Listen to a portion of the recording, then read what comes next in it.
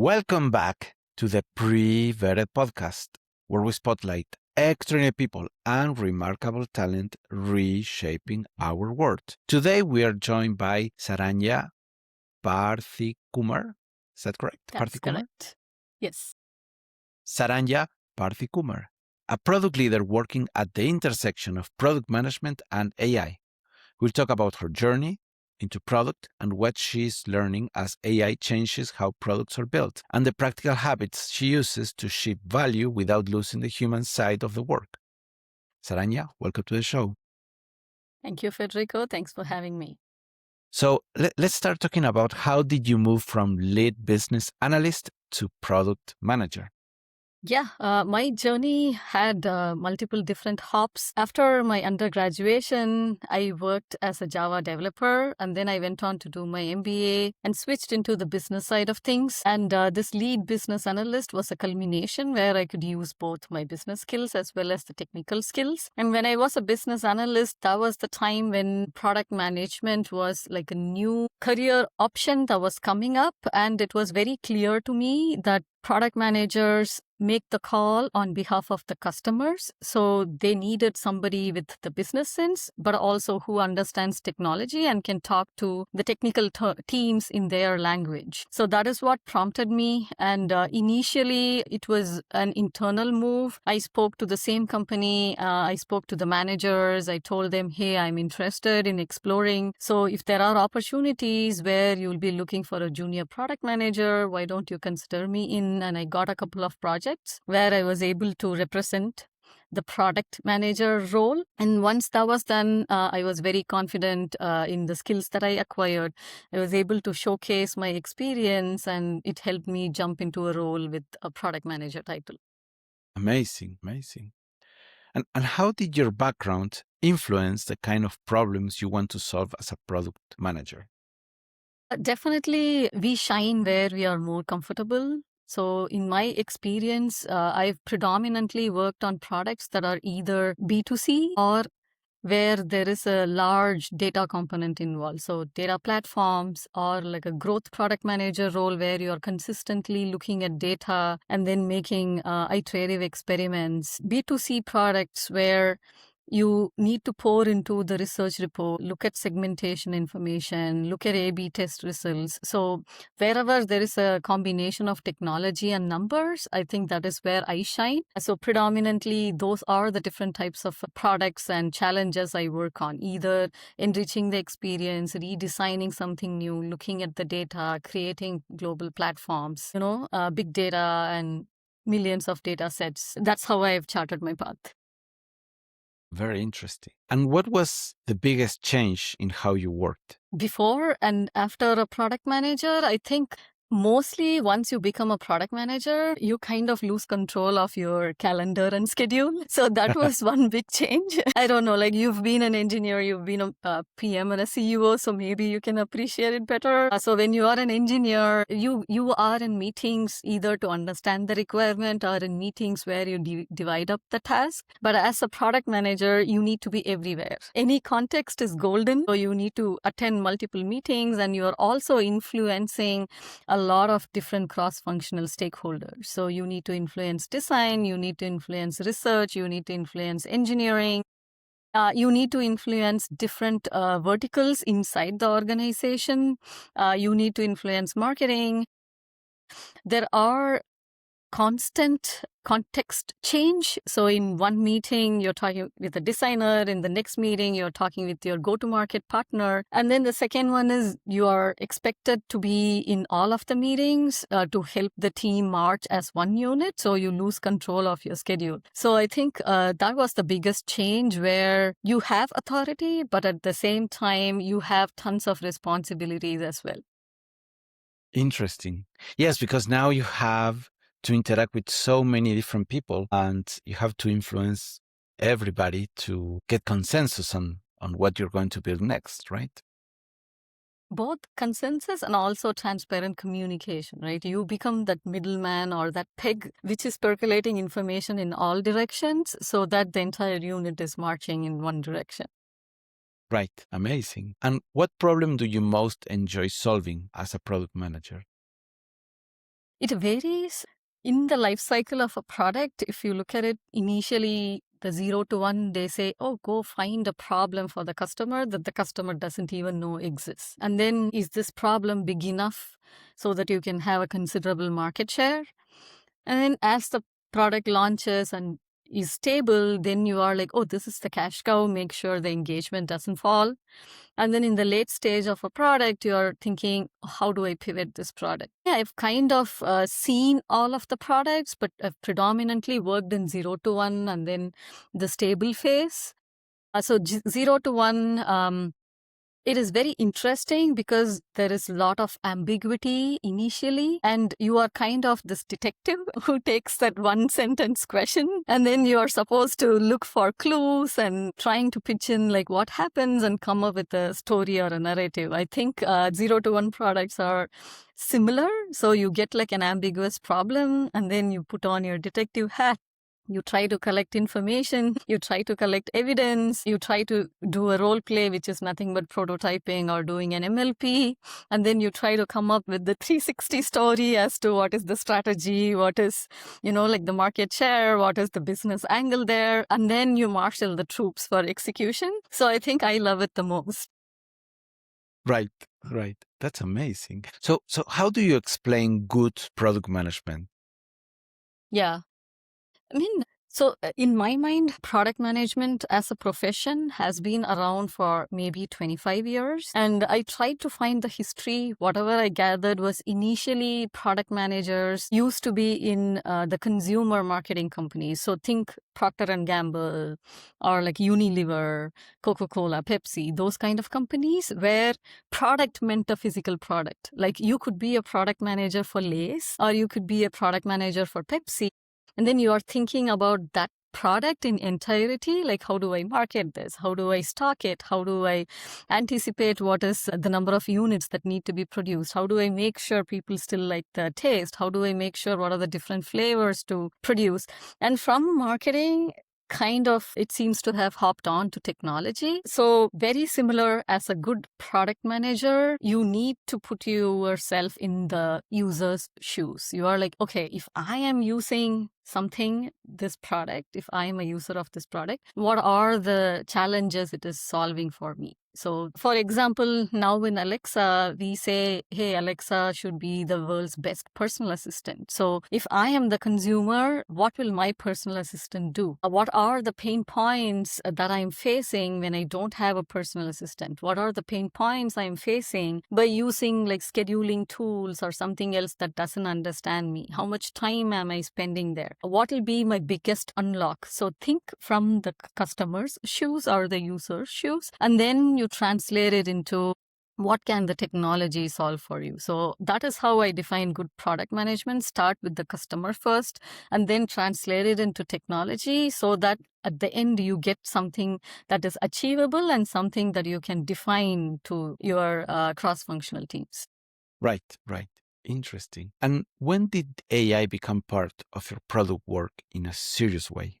Maybe in the last year or 8 months or so. So when like ChatGPT launched, there was an overall buzz, but nobody knew how it is going to impact. But in the last 8 months or so, I think there have been tons of new tools. So for example, as a product manager, I am creating a lot more prototypes, which are like working prototypes today. So if I'm pitching a particular idea, it is very easy for me to create a web app. It's very easy for me to use tools that will create a UI for me. You could use Lovable. You could use any like IDE, something like Cursor, Replit, all of it like supports now. So you go there. You define the interactions. You can define the data and schema as well if you are very technical, and then it creates a working prototype, which makes it very easy for you to visualize and also play with it.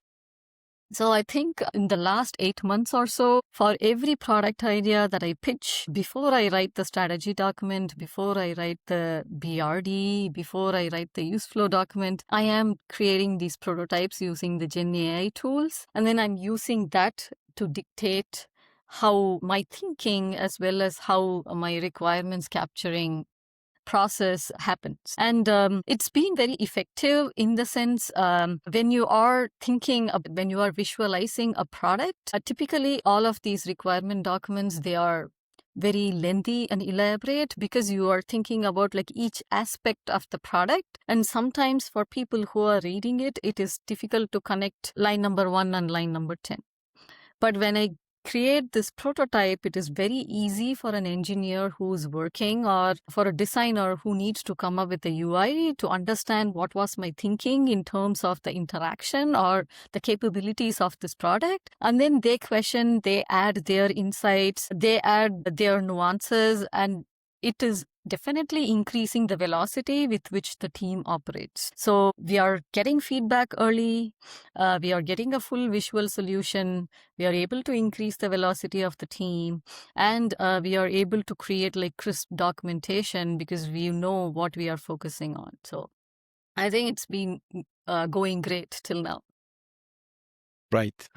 Yeah, I've seen so many interesting tools that has been able to create very unique products, things that we were unable to do before. Non-technical people can now build working prototypes, and technical people can get more into the product manager role up to a certain point. So those Definitely. roles are kind of merging together. Yes. I think this kind of breaks the barrier between the core technical roles, right? Like earlier, if you are an engineer, you need like a particular skill set. If you are a product manager, you need a particular skill set. If you are like a product marketing manager, you need a particular skill set. And then in terms of product development, most of the companies created these squads where there'll be one product person, a bunch of engineers, one designer, one researcher, maybe one analyst. And now I think these squads will become very fluid. They wouldn't be needing one analyst per se. If you have a team member, even if it is an engineer who has an analytical mindset, and you have a GenAI tool which can look at all your data set and pull you the information or let you create dashboards, you just like let that person assume the role for that sprint. Right? So an engineer can assume a product manager's hat, a product manager can assume a BI analyst's hat. So I think these squads will start morphing where there is some fluidity between what is the ownership and what is the functional roles each person will be doing. But then these smaller squads will remain cohesive and they'll bounce from one problem to another. That is how I think this is going to evolve. Interesting. Yeah. What is one AI idea you think is overhyped right now? There are many, but I think the most fearful one is that AI is coming for all our jobs and AI is going to replace humans. I mean, initially there was a lot of buzz about, but what I've realized is lot more factors play into when AI can replace a human and in what capacity can AI replace a human. Like, for example, these large language models and then the Gen AI tools, they are very good in crunching information that is already available. So, for example, think before internet, if you were in a particular city, if you need to get an information, you either go and talk to scholars. Next step, you go and pour into the books that are available in the library. And then after the internet era, you started searching the internet.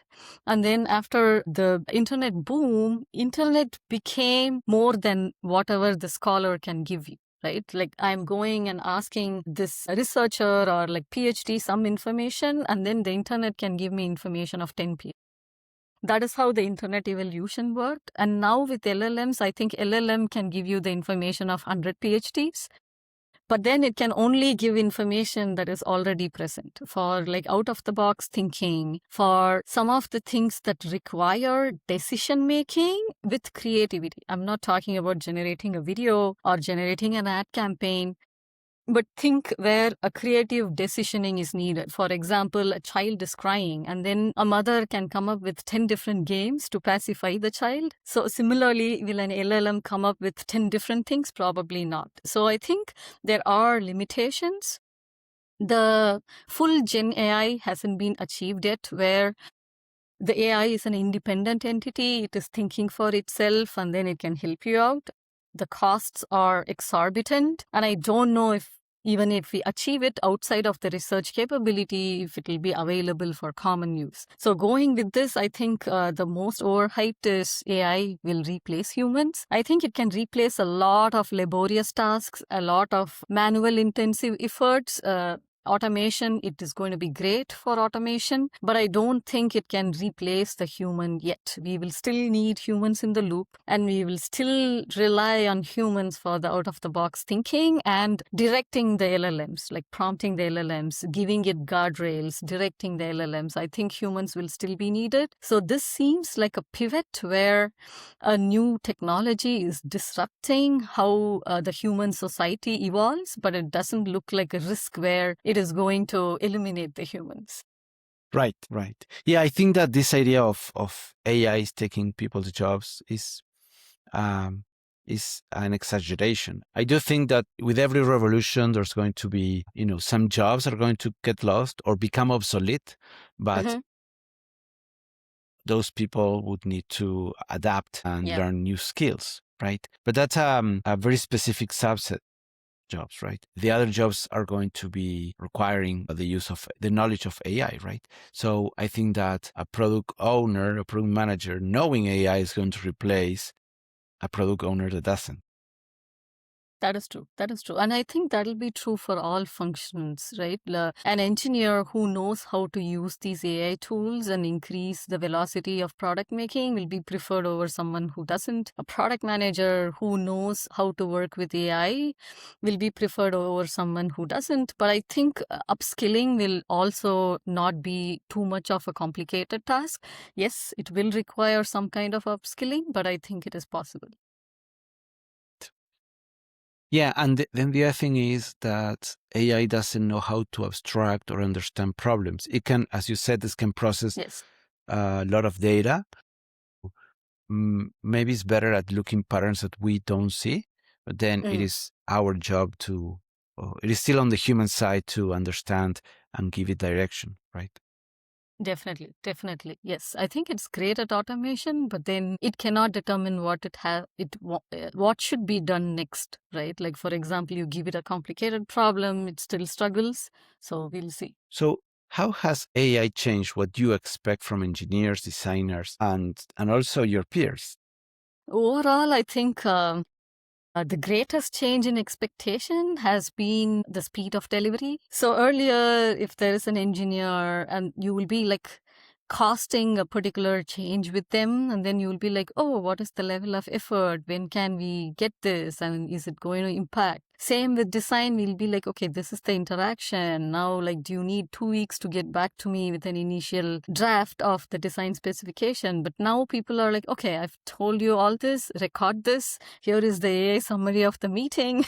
Now go and get it to me in the next 1 hour, right? So I think that has been the greatest change in expectation, where everybody is expecting instant output. And then the second one I feel is slowly the evaluations are changing. Like earlier, if you are a great product manager, you'll be evaluated on your outcome as well as your execution capabilities. Like how many did you launch? What was the satisfaction between the teams and customers on what you launched? And then like what is the adoption and engagement of what you launched?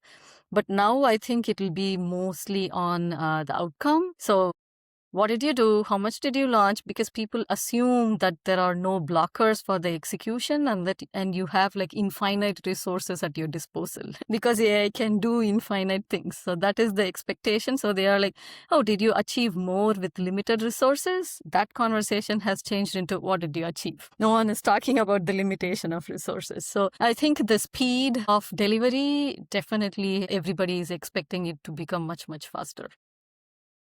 Right. And we talk a little bit about the merge of core roles, right? Which is also happening, right? Yep. I mean, initially, I'll tell you my personal experience. Like, I haven't done coding for maybe the last 12 years. And then initially, when I was doing this vibe coding, I was a little jittery. Like, would I have to go back to the code, look at it, and then like make fixes? But then it is so natural in your natural language. And sometimes when it says, I'm looking at this JavaScript file, and then I'll insert a comment in this paragraph, and then before this comment, I will add this because you asked me to change the feature. It isn't scary anymore, right? Because you are not doing it yourself, but then you understand what the GenAI tool is thinking and what it is trying to accomplish. So it kind of feels like another person or another peer who is doing similar things, but at a faster speed. So, yeah. Right. Sorry. Right. Very interesting. I think we talk a little bit about this, but what new skills do you think PMs need most to learn because of AI? The first one I would say is AI gives you infinite resources at your disposal.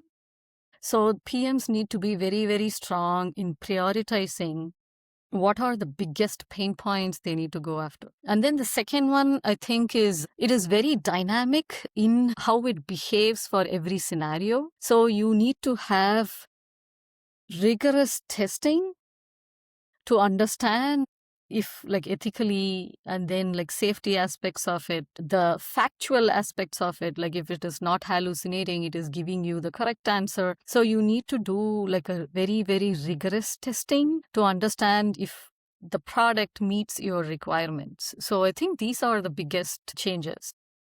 Right. How do you decide what not to build when AI makes everything feels possible? Again, a difficult question, right? So very difficult, but I think you need to think in terms of customer journeys.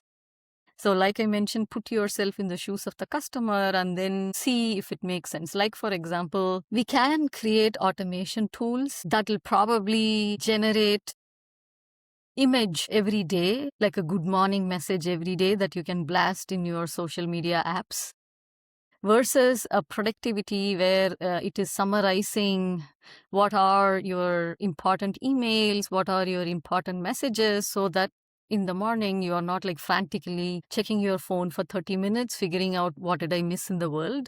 It depends on, as a product manager, it depends on who your customer segment is, and then what is the benefit you are willing to give your customer. So if the benefit you are willing to your customer, like I said, Alexa is a personal assistant. So as a personal assistant, I would rather focus on, hey, I'll summarize your day so that you're not frantically checking all your applications for 30 minutes, figuring out how should I plan my day today, versus I'm Alexa, I'll help you create like 10 different pictures and 10 different DPs that you can put on your social app every day. It's possible. Both are possible. Probably depending on like who's using the personal assistant, both might be important for a particular person. But as a product manager, I'm thinking, oh, the productivity use case might be 60%, 70% of my customer segment, and that will have a higher impact and improve the quality of their life better than I am giving like 10 different profile pictures and 10 different good morning messages, right? So I think the prioritization has to come from understanding the customer's life and then determining which one has the highest impact rather than what is technically possible using AI. So, how do you make sure AI features are trustworthy for users? Yep. So probably I would add that understanding how to evaluate AI is another skill that all product managers should learn going forward. Definitely, looking at the AI responses and then like comparing to what a good response will look like, having a rigorous human in the loop testing before you launch your product, and the ethical considerations. Should I allow a kid to ask a question? Should this feature be available to, like so and so if they ask a particular question? Like, for example, someone asks, how do I build a bomb? And then like, do you answer it? Do you say, no, I cannot? Or do you say, why are you asking about this? Can I help you? So I think there are like ethical and then sensitivity aspects and the correctness aspects. So first one will be, you need to vet all the AI responses, have a human in the loop, have a rigorous testing. And then the second one would be like make sure all your guardrails are up and then you're good to go. And I'm talking about only the applied AI aspect of it. If you are a core AI manager and you're working on a model, there are like different aspects that you would look at in terms of how is your model better than the other, what is the speed, and what is the amount of challenges that you can accomplish, so on and so forth. But for somebody who's using AI and applying it to solve problems of real users, I think whatever I mentioned in terms of rigorous testing and then the guardrails and sensitivity, those are the two important factors.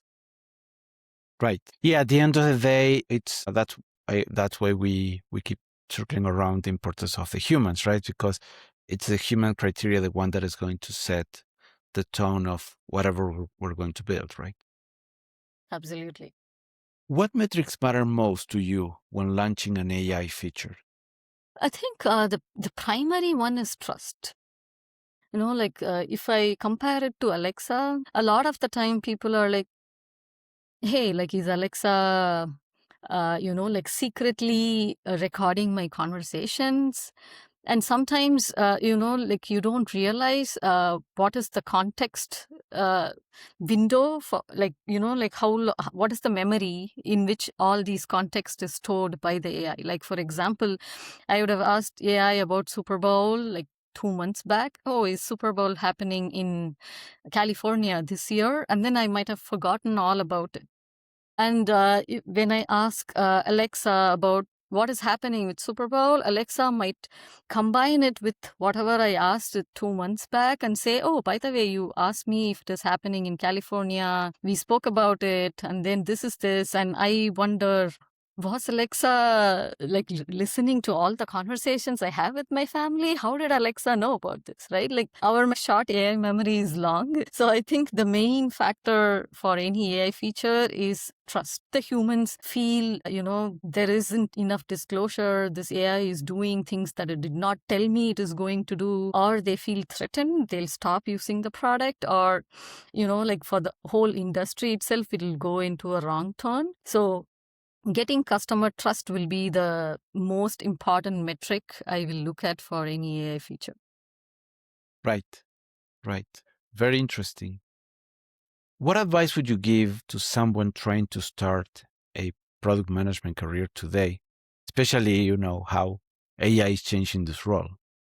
I would say don't hesitate. There has been like a lot of rumors out there in the open, but the reality isn't as bad. And as a product manager, typically you are expected to have very good soft skills as well. You are expected to be a great communicator. You are expected to be a great collaborator. You are expected to be a great team player. None of that has changed. So for somebody who's looking to branch into product management, I would still say choose a sweet spot where you are more comfortable in. If you are thrown an ambiguous question, can you come up with 5 different ideas for solutions? And then see if you're comfortable in working in a collaborative environment. And then the technical skills will follow. So anyone who's trying to start as a product manager, the advice I would give is use these Gen AI tools, generate some of the side projects. It could be anything. It could be a resume writer. It could be a photo enhancer. It could be that profile picture generator, anything. Go build it. And that experience will teach you a lot of things. Like, how did you interact with the tool? How do you give requirements? How do you determine what are the customer pain points? How do you get customer feedback? How did you iterate on your solutions? So now there is no cost for building all these small side projects. Go build it and then let people play with it, test it, give you feedback, gather it. And these are going to be great experiences. And then that'll help you hone your core skills that are needed for the product manager. And then you can pitch in yourself for a role that matches your criteria. So that's what I would say. Go. Don't hesitate. Try out new things. After you have tried out new things, go and pitch yourself for the right role. Amazing. Amazing. Saranyaa, we're running out of time, but I truly appreciated you being here today. We learned a lot about how to become an amazing product manager. Any final remarks before we wrap it up? One more maybe question that is in everybody's mind. So typically people are like, hey, is a product manager a technical role? Do I need a technical degree or an engineering degree to become a product manager? I would say that is a big no. people with all backgrounds can become a product manager, even for a technical product. So don't let that hold you back. If you are able to put yourself in the shoes of another person and think about their pain points, that is the biggest skill you need to have. And then everything else you can learn on the job. So that is my parting Great. thought. Amazing, Saranyaa. Thank you very much for joining us today. Thank you. Thanks for this opportunity, Federico.